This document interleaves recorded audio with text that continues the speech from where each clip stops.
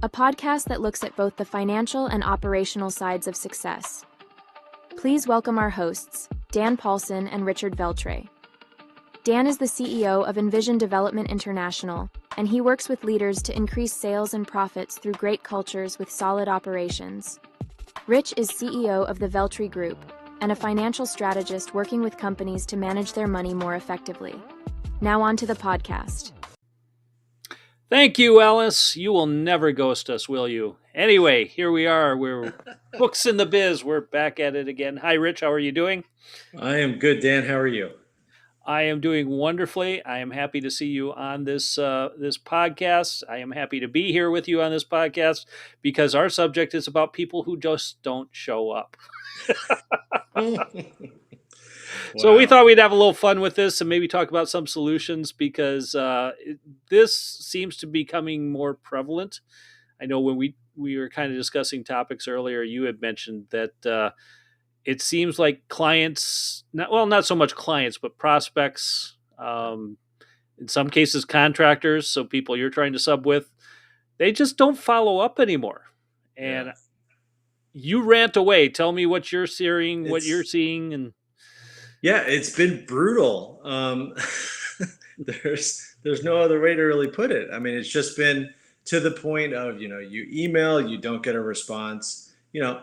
Tell me to jump in a lake. I don't care. Tell me something, because I'm left to my own vice to try to figure out what was it that went wrong. Because you immediately assume something went wrong, that these people who you're talking to, make it sound like, hey, I'm ready to go. Let's sign here. Let's go. And then when you do a follow-up, there's nothing. So I don't know that I have a solution. I just think it's been relatively ridiculous, the amount of time, because you don't have sort of an end point. You kind of decide, well, do I keep going after this client or not, or this prospective client? And it gets annoying because you just don't know. Should I keep going? And then if you do stop, should I have kept going? So your mind just kind of runs amok. I wondered, is this just something unique to us? Are we really that that people don't want to talk to us? And what I found is with different clients and other colleagues I have, this is not an uncommon issue. This has been pretty much across the board. People have been seeing it increase more and more recently. And like you, I'm not sure what or why. I can only speculate. Some of my guesses is inflation and everything going on kind of gets people a little jittery. And, for example, we were kind of talking before we started recording here. You get contacted by somebody, they're ready to go. They're like, we are going to start next week. I just need to know the scope of what we're going to be doing and what the investment is. And you say, well, what's your budget? And the moment you ask, what's your budget? They go, well, we don't have a budget right now. That's what you're here for. You tell us what we need to do and tell us how much it's going to cost. And then we'll figure it out from there. And what I find is the moment you don't get any sort of at least preliminary idea of what they're thinking in their head, there's no return call. They have pretty much whatever number that they're thinking is definitely much lower than the number that you're thinking for the amount of work that they want you to do. So I think some of it is in the sales process. And, maybe some of the solutions that we talk about are what are different things we can do in the process, or what are different things that companies can do in the process, because it has gotten more prevalent across the board. I'm hearing about it in construction. I'm hearing about it in other service-related businesses. I know both you and I have dealt with this occasionally with certain prospects or certain clients. But it's just really weird how, it seemed like it was common knowledge or etiquette that you would at least follow up. No is fine. Yes is fine. Nothing is not good, because then you wonder what happened. You can't change what you're doing. You can't go back to them and say, well, if this is out of what you think your investment is or your budget is, can we do something different? Can we restructure the scope of work. Maybe there's a preliminary where we can get started, show some results, and move forward. There just seems to be a number of opportunities if that etiquette is followed, but for whatever reason, it's not. Right. Yeah. And I guess to add to what you said, yes, I definitely see an uptick in if I'm trying to, you know, get a contract signed or get a project moving. But that, like you said, is a sales process. It seems like it's also not just sales. It seems like just getting people to communicate has become more difficult. Um, Even in a project, I'm trying Right. to come up with a really good example, but even when you're trying to get the answers that you need to do a project, I'll call it a tax return. I've had a tax return that we've been working on since April 15th. Like we put it on extension because we said, oh, we're just going to wait because we need this other piece of information. Well, we got that information. Then we said, okay, here's the open items list. It's been 2 months. And trying to get someone to answer the questions that go along with just getting that project completed is, yeah, why isn't somebody just responding saying, well, here's when we'll get it to you? Or we're really busy and we'll get back to you. Like there's nothing. So I think that has to lead to something other than, a fear of the budget or a fear of there's going to be an invoice for that. Um, you know, and I've come to the conclusion a long time ago, I don't generally bill by the hour because I'm afraid people aren't going to call me because they're going to think that's a triggering effect. Yeah, If they exactly. call, I'm going to send a bill. Okay. Yep. So I've gone to, it's a flat fee. So, don't worry about it. Just, we don't get anything done if we don't talk. So I think there's a little bit more we got to add on top of that and say, well, what else could be the reason for this? Because it's not just sales. So do you see it as either generational or is it sensory overload? And what I mean by sensory overload is, even 10 years ago, maybe a little bit more than that, you really didn't have, we had BlackBerry, so you might get your email on your phone, but you really didn't have that much outside of that. Now you have smartphones with apps and it's texts and chats and social media and emails and phone calls and everything else. What I noticed, and even sometimes what I'm guilty of, is you'll get so much throughout the course of the day that you just miss it. You either don't see the email come in or the text message come in, and you're busy doing other stuff, and all of a sudden 2 days goes by. It's like, well, I should have heard something on that. And then I dig up and find information. So to me, I'm assuming there's some of that, but I'm also curious, is this something that's more millennial or Gen Z based in the way they communicate that's different than the way we communicate? I don't know. Are you seeing anything with the type of clientele that don't respond as The quickly? Yeah, the only thing I think I can see is that there is clearly a gap. Usually the gap is people younger than me and people older than me. It's not usually with me, right? Because the Right. people older than me insist on writing a physical check, putting it in the physical mail, putting a physical postage stamp on it, Yep. and then taking it to the post office. And then if you're lucky, it makes it there. And if you're unlucky, they stop off and they say, maybe it'd be better if I send it by UPS. And then nobody knows where it is. So that's one generation. And then the younger generation can't put up with that. Like they just don't understand why people are like that. So they just shut down. And so people like me who get caught in the middle of that, you're stuck. I don't have a Yeah. solution for you. I hate to tell you, I'm sorry, just don't have one. Yeah. But I think there's a little bit of both of what you said. I think there's a little bit of sensory overload because I think there's an awful lot of ways for people to communicate now, like you said. Okay. I think the cure, and as I say this, I'm like, I have to put this down in my notes that I need to make sure that I do this on every single client. What's your preferred method of communication? I have to ask. Okay. because if I send an email and that guy is constantly on his texts on his phone, you missed him. Yep. So that part of it definitely there. Other than that, I think there's a bit of a generational gap.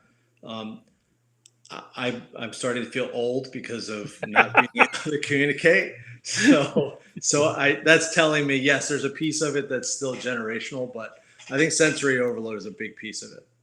Yeah, I tend to agree with you there. I do believe that you're right. The older generation is much more used to physical and paper and seeing, feeling, touching. And the younger generation doesn't even want to waste their time with that. And they're more into messaging apps and texts and whatnot. I mean, even my daughter, heaven forbid I actually call her, she 50% of the time may answer the phone. But if I text her, I get almost immediate response. So yes, I think that's a good example of knowing how your clients want to communicate and matching that by saying what's the best method to reach you. Another thing, whether you're dealing with a prospect or even dealing with a client, before you end the one meeting, if there's a follow-up meeting that's needed, you schedule that meeting before you hang up or before you get off Zoom or whatever tool you're using to communicate. That prevents a lot of just things disappearing off into thin air, because I know you and I, when we're busy with clients, when we're doing one thing and we jump off, we're usually immediately jumping into something else. So if you haven't taken the time to schedule that meeting, 2 or 3 days might go by, for example, and you go, oh crap, I've got to schedule my meeting with John Smith because we need to follow up on that conversation we had. Right. And especially true in the prospecting phase of sales. Having that next meeting set, if there hasn't been a decision made, is critically important. Now, is that 100% guarantee that they're actually going to show up for the phone call or the meeting? No. I have shown up at people's offices, had a meeting scheduled. They're nowhere to be found. Wasted my time. Yeah. I've had phone calls scheduled. Show up for the phone call, make the phone call, get their voicemail. So it's not 100% perfect. But I do believe that there are things that we kind of have to do to minimize the amount of ghosting that's going on, because some of it's intentional, some of it's not. I don't know about you, but I get hit by probably 400 emails a day. Of those, 350 are probably complete junk. Because you were saying something about you get that email offering services, and it even starts out with "Dear fill in the blank first name." Okay, what good is this? Who is this? Is this real, or is this a bot, or what's going on here?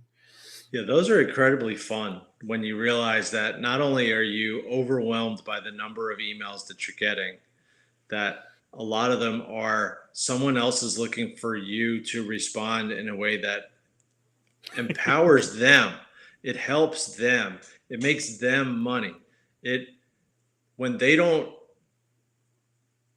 take the time to actually review what they're sending me, it's like an automatic number one delete.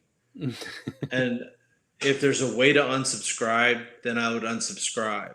Like, I would try to make sure I do everything possible to take myself off that person's list. Because actually, a lot of those you don't want to unsubscribe from, because the moment you unsubscribe, they know there's a physical body at the other end of that email. And now they send you on even more lists and you get even more crap. So I actually learned that from I can't remember if it was Better Business Bureau or what, but yeah, the unsubscribe does you no favors. It just validates that you're a human being so that they keep sending you more crap. Okay. But yeah, if there's any way you've got junk mail or spam filters, trying to get rid of most of that stuff for whatever reason, no matter how tight I get that spam filter, it seems like a lot of those emails still sneak their way through. And of course you can do a block after the fact, but the emails always change. Yeah. So it seems frustrating to sometimes deal with that. Yeah. And then you got to deal with the in-mails on LinkedIn and, people see your profile. So you want to be public, but you don't want to be public. Like, you want to find a way to be private, but you still want everybody who you want to find you to find you. So it's so difficult, to decide what to do. I think half of them just get deleted. Yeah. Sometimes I just want to show somebody that I'm unsubscribing. Like it's more for me than it is for anybody else to hit the unsubscribe button, just to feel, that little bit better about the fact that, you know, this person didn't even care enough to send me an email that had my name in it, Yeah. had my first name in it. They programmed something that was faulty and they still decided to send it out, you know? Yep. Um, I don't know. Well, you brought up the LinkedIn InMail stuff, Mhm. and you want to get ghosted by me? Pitch me right out of the gate. Yeah. Pitch me something in InMail without even talking to me or without even knowing anything about me. It seems like I get a franchise InMail at least once a week from somebody who wants to know if I want to start a franchise based on Yeah. the experience in my LinkedIn profile. If they had read my LinkedIn profile, they would know I wouldn't want to be in a franchise. It wouldn't Yeah. be first thing on Yeah. my list. But again, it's just another way of spamming people. And I'm sure that's also part of what causes ghosting is because we get hit with so much information. So much of it is just blatant, Yeah. solicitation of business that you never really get anywhere with it. So we're all facing this challenge of dealing with the ghosting issue because everyone's trying to sell somebody something somewhere. Yeah. Um, It's unfortunate because every once in a while when I'm in a good mood, not a bad mood, when I'm in a good mood, you're I in a play good mood every once in a while. What's every up with once in that? a while. Yeah, I can only be grumpy so often. Every once in a while, you got to reset a little bit. So every once in a while, you look at the other side of the coin, and you say, well, if I was in their shoes, how would I feel? Sending out, all kinds of emails and not getting a response or getting, that 2% response. If you're getting 2%, you're doing well. Oh, Mm-hmm. 98% of the time, I'm like, I'm the evil guy. So no, that's not a fun job. It's no different than years and years and years ago when somebody said, here, you're going to call everybody on this list, you know, and do Smile telemarketing. and dial. I mean, that was a horrible job. This is just digitally horrible. It's Yep. just the next level of horrible. So I try to play the other side a little bit, and occasionally I'll get an email that somebody took some time to write. Somebody actually looked at your profile, got to you, and said, here's what we noticed, and here's why we're contacting you. Hope I didn't bother you, but I think this would be a great conversation to have. You know, a lot of times I might actually respond to that person and say, I'm not in the market for this right now, but, maybe in the future, but right now I'm not in the market for this, you Yep. know, and because of two things. Number one, they paid for that email, they paid for that in-mail. Right. Okay. You only get a certain number. And if you send out a lot of these, then you paid for it. Okay. Yep. So I will respond and say, you know what? Because I responded, I know you got your credit back. So at least at that point, you did good. But I Yep. mean, other than that, for the people who don't spend the time, who are clearly off base, who are asking me as an accountant, don't you need, somebody to do your accounting? Why would I need somebody to do my accounting? Okay.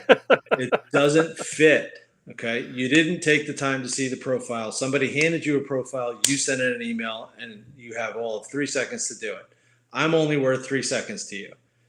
Okay. So you don't get a response, you get a delete, you know. But yeah, it's Well, I frustrating. think you've highlighted a key component of all this is if you want to avoid getting ghosted, build the relationship first. Don't build the transaction. Because if everything's transactional, it's easy for that other person to cut you off, not respond, even if they reached out to you in the first place and said, this is something we really want to do and we want to do it right now. Okay, well, if something changed, I would at least want to know what changed and why. Mhm. And is it a result of something I did? Or is it a result of something that changed on your end? And I think if you have that relationship, you're going to at least get some feedback or some follow up. Maybe something got delayed. Maybe it got pushed off. Maybe no longer valid. Any of those things are fine. Again, yes is fine. No is fine. Mhm. The maybe is the part that sucks for most of us because any business owner, if they hear that maybe, they're like, okay, what's my next step? Do I Yeah. continue to follow up? Do I just cut bait and go somewhere else. I think most people try to follow up to at least get to either a yes or no answer. So we're talking a lot about sales here, but these are some of the basics that I think many companies deal with. Ghosting has gone way up, and I think has gone way up because of the transaction overload when it comes to things like social media, emails, networking, the whole bit. And we need to get back to some of the basics of just building those connections with people to help make that, get a response. Because if I feel like I owe somebody at least a response, more than likely I'm going to give it to them. If they bug the heck out of me, I'm not going to return their calls. Yeah. So, well, I had someone else who was, I think they were a sales trainer we were talking about this, and I said, you get these emails all the time. This is somebody who, here's another scenario, right? You'll get the one email from someone saying, this is going to be great for you, and literally 2 seconds later, you get another one. Oh, I know you got contacted by this other person in our company. So I'm like, so now it's a tag team effort. Yep. I get those too. Yep. But I think the big question here is, if you're a sales trainer, I don't know, this is probably helpful to one of the people listening to us who's a sales trainer, right? But there's a difference between short-term and long-term. Okay. Yes. What you were discussing a second ago was the long-term side of it, right? Build a relationship. People buy things from people they trust, right? Yep. So building that long-term, and sometimes the sales relationship is short-term, where they need to hit their quota, they need the transaction, they need that to be done. It doesn't necessarily work to, build the long-term relationship. So they're trying so hard to get the short-term. Maybe this is a culture shift. Maybe we have to tell people, this isn't really happening on the short term, or maybe I'm on the wrong. Well, page. I think it is still happening on the short term because, playing the numbers game has been around for eons, and it does work. It's just, there's a whole lot of no to get to a yes. So out of every 100 calls that you make, you might get one yes. Okay, well, if that one yes turns into a sale, it worked, right? But it's a very painful process, and it's very time consuming, and it requires a lot of work. So, I mean, for me, a short term has never worked. Yep. And I think it's because of maybe it's the nature of the industry, right? If I'm going to do accounting work for somebody, there's not a chance that I'm just going to show up on a Tuesday and say, hey, you need bookkeeping, you need a tax return, you need your audit done.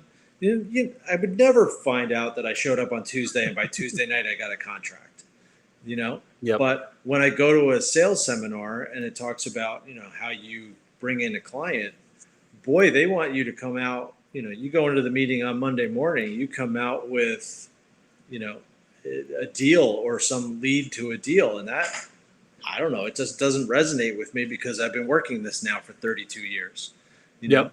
And in 32 years, I've never seen it actually happen. So if that's the sales training that you have for me, that's not going to work. Well, I think depending upon the product or service, it can happen. I actually have had one or two deals that have closed the same day. They are few and far between. And basically what it leads to is I had a referral that brought me in that knew the problem and knew I had the solution to it. So when I got in there, I already had the heads up of what was going on. There was the discovery meeting, and there was a very quick explanation. Well, here's my process. Here's how I do it. They were excited about that process.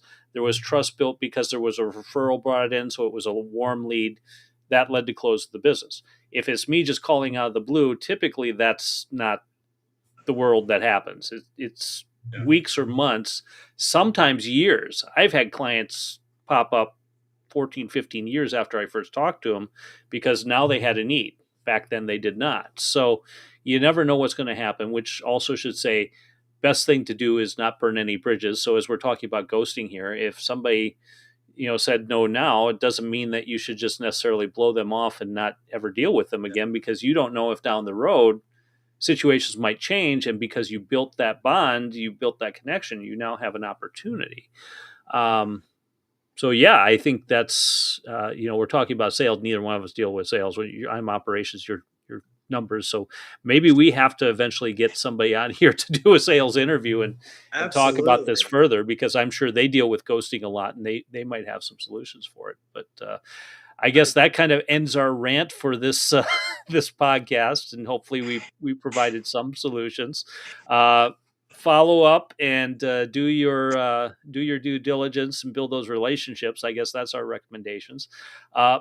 But if somebody does need tax and accounting and they want to go to you, how would they do that?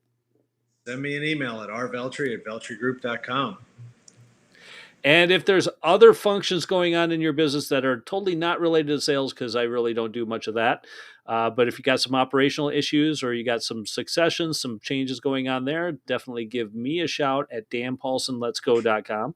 And either one of us would be happy to help you out. So that's our episode of Books in the Biz, or our rant for Books in the Biz this time. You can definitely find other episodes at booksandbiz.com. That is BOOKS, the letter N, BIZ.com.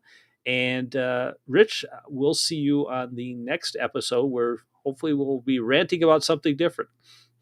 Sounds good. Sounds good. All right. Take care.